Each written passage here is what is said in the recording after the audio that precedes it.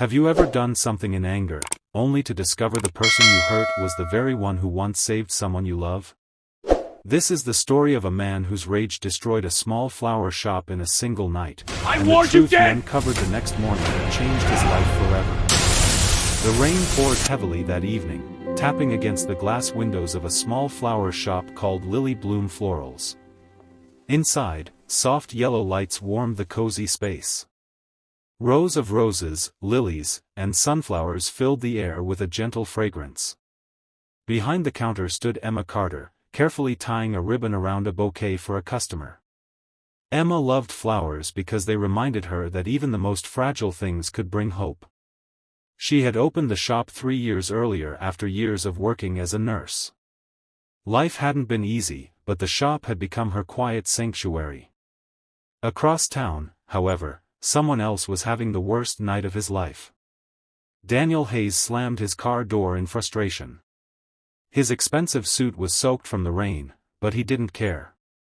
Just an hour earlier, he had received the call that shattered him. His mother had collapsed again at the hospital. The doctors said her condition was critical. Daniel had always been the strong one in his family. A successful real estate developer known for his sharp decisions and colder temper. But tonight he felt powerless. He walked down the street trying to clear his mind. The storm matched the chaos in his chest. Then he saw it. The flower shop. The bright lights glowing peacefully inside felt almost insulting to his pain.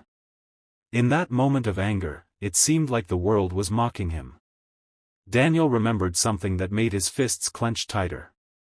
A week earlier he had tried to buy this exact shop location for a new commercial building. The owner had refused. Emma Carter. She had politely told him the shop meant too much to her to sell.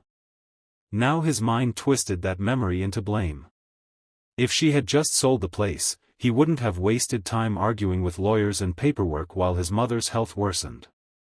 The thought was irrational, but grief and rage rarely follow logic. Without thinking, Daniel grabbed a metal trash can from the sidewalk and hurled it straight through the shop's front window. Glass shattered violently. Inside, Emma jumped in shock as shards scattered across the floor. Before she could react, Daniel kicked the broken door open and stormed inside. "This place should have been mine," he shouted. Emma stared at him, stunned. "Sir, what are you doing?" But Daniel was too far gone. He knocked over flower displays, sending roses and lilies crashing to the ground. Water spilled across the floor as vases shattered. Emma tried to stop him. "Please. Stop. This is my shop." But rage had deafened him. In minutes, the peaceful store looked like a battlefield of broken glass and crushed petals. Finally, Daniel's breathing slowed as reality returned. He looked around. Destroyed bouquets. Torn ribbons. The soft smell of flowers now mixed with the sharp scent of broken glass. Emma stood near the counter, tears in her eyes but strangely calm. Daniel suddenly felt ashamed. Without saying another word, he turned and walked out into the rain. The next morning, sunlight revealed the damage more clearly. Daniel barely slept that night. His mother remained in the hospital, stable but unconscious. Guilt gnawed at him. What kind of man destroys someone's livelihood because of his own pain?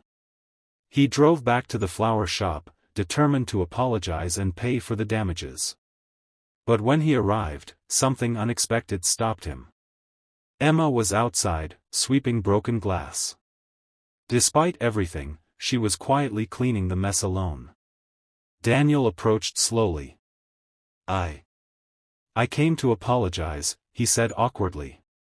"And I'll pay for everything. The repairs, the flowers, whatever it costs." Emma looked up. For a moment, their eyes met. But instead of anger, her expression showed confusion. "You look familiar," she said softly. Daniel frowned. "I don't think we've met." Emma studied his face carefully. Then her eyes widened.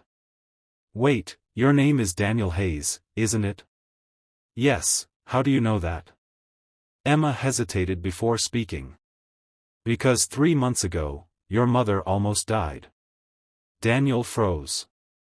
What? Emma put the broom aside. I used to work as a nurse at Riverside Hospital. One night an elderly woman collapsed in the emergency waiting area. Everyone else was busy in surgery. Daniel felt his chest tighten. That was my mother. Emma nodded gently.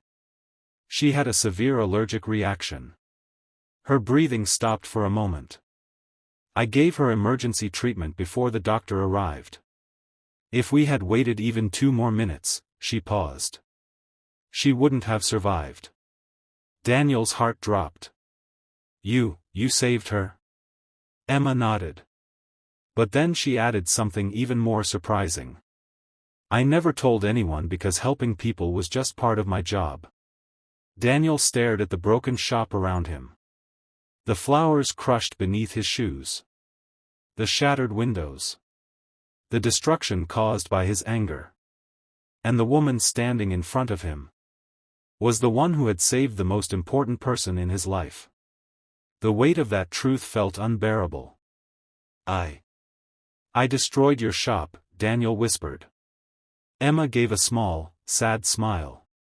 You didn't destroy it. You just broke some things. Flowers grow again.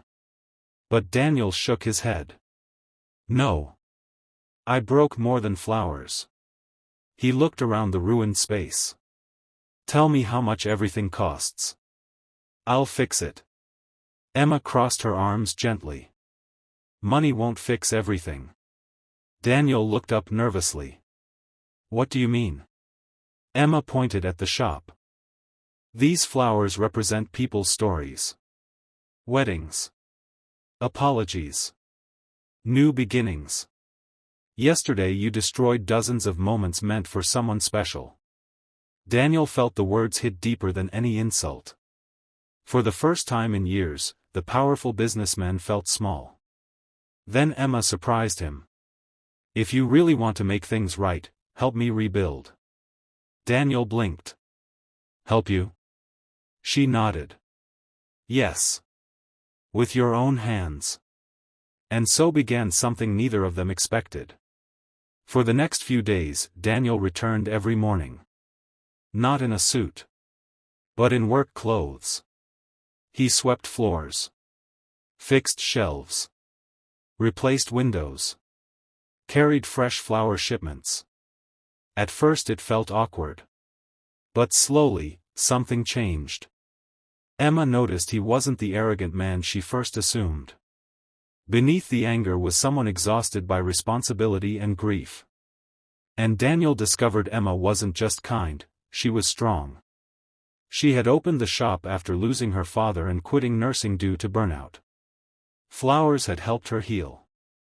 As days turned into weeks, laughter replaced the tension between them. Daniel even began learning flower arrangements. One afternoon, he held up a messy bouquet and sighed. This looks terrible. Emma laughed. No, it looks honest. What does that mean? She smiled. It means you tried.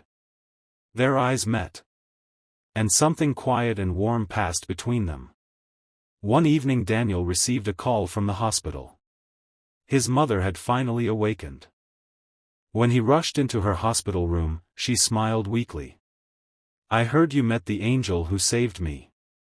Daniel smiled softly. Yes. I did. Weeks later, the flower shop reopened with a small celebration. Colorful bouquets filled every corner again. Emma stood near the entrance greeting customers when Daniel walked in holding a single white lily. For you, he said. Emma raised an eyebrow playfully. A peace offering? Daniel shook his head. A thank you, for saving my mother. Then he added quietly. And for saving me from becoming someone I didn't want to be. Emma accepted the flower. Sometimes broken things lead us to the right people. Daniel smiled. And sometimes, the person whose life you accidentally destroyed becomes the one who rebuilds yours. The shop that once witnessed anger had now grown into something far more beautiful. Because sometimes love begins in the most unexpected places. Even among shattered glass and fallen petals.